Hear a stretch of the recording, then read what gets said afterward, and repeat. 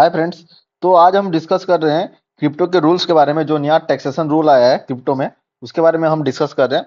इसका मतलब ये बताना चाहता हूँ मैं आपको कि क्रिप्टो में जो पहले ऐसे हो रहा था ना कि 1% आपको टीडीएस देना है, उसके बाद आपको 30% का जो भी प्रॉफिट कर रहे हो उसके ऊपर टैक्स देना है। नहीं, ये सब नहीं है क्रिप्टो में। अगर आप मेनली क्रिप्टो का जो है एफएनओ कर रहे हो क्रिप्टो का, तो आपका जो ये एफएनओ है ना, ये आपका बिजनेस इनकम में जाता है।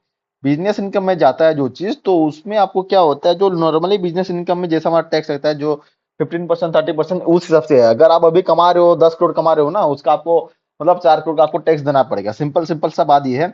जैसे लोग बोलते हैं भाई तुम प्रॉफिट करो ना करो आपको 30% का टैक्स देना पड़ेगा, उधर 1% टीडीएस देना पड़ेगा। नहीं, अगर आप क्रिप्टो में फ्यूचर एंड ऑप्शन कर रहे हो तो इसको आपको देना नहीं पड़ेगा। हुआ। और दूसरा और एक चीज ये है, अगर आप लोग डेल्टा एक्सचेंज में कर रहे हो या कॉइन एक्सचेंज में कर रहे हो तो ये चीज हो सकता है। बट अगर आप एक्सनेस में कर रहे हो या बाइनेंस में कर रहे हो तो इसमें ये चीज नहीं है, क्योंकि वो इंडिया गवर्नमेंट के थ्रू अप्रूव्ड नहीं है। दूसरा और चीज क्या है कि कुछ लोग बोलते हैं जो पैक्स जी वगैरह आया है, यूएसडीटी जो आया है, नया क्रिप्टो में आया है, इंट्रोड्यूस हुआ है, वो फोरेक्स में जाता है या क्रिप्टो में जाता है? नहीं भाई, वो फोरेक्स में नहीं जाता है।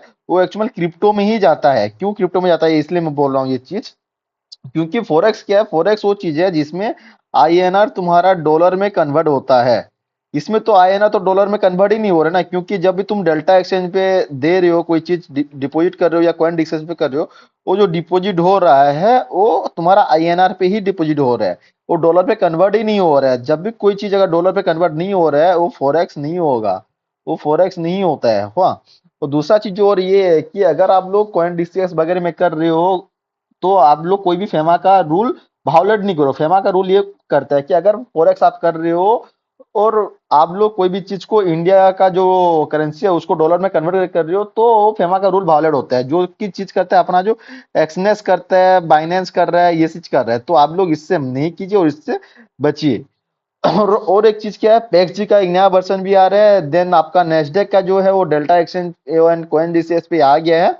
तो उससे आप ट्रेड कर सकते हो। अगर आपको ट्रेड करना है तो डेल्टा एक्सचेंज पे, नहीं तो कॉइन डीसीएस पे लिंक खोल के आप उसको ट्रेड कीजिए। और अभी भी जो यूएस गवर्नमेंट का एक न्यूज आया है, नया वाला न्यूज, जो यूएस गवर्नमेंट ने ट्रम्प के वो स्टेडे बॉर्डर पे बैन लगा दिया, मतलब रोक दिया है उसको। उसके अकॉर्डिंगली अभी देखो मार्केट शूट अप कर रहा है। बिटकॉइन कितना, ये 15 मिनट का कैंडल दिख रहा है।